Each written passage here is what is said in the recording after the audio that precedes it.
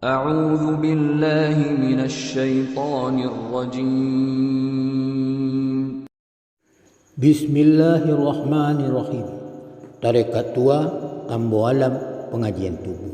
1. Diri yang terdiri ibu menjadi sifatullah.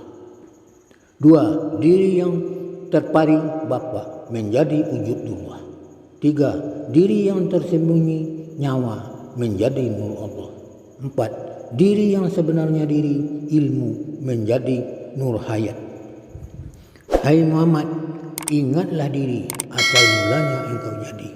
Dirilah sudah terdiri, diri Tuhan sebenarnya diri. Lihat surat 17 ayat 45. Wa idza qara'tal Qur'ana ja'alna bainaka wa bainal ladzina yu'minuna bil akhirati hijaban mastur.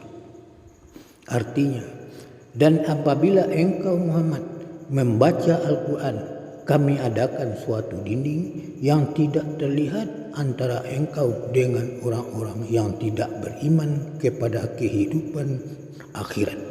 Sekian. Wassalamualaikum warahmatullahi wabarakatuh.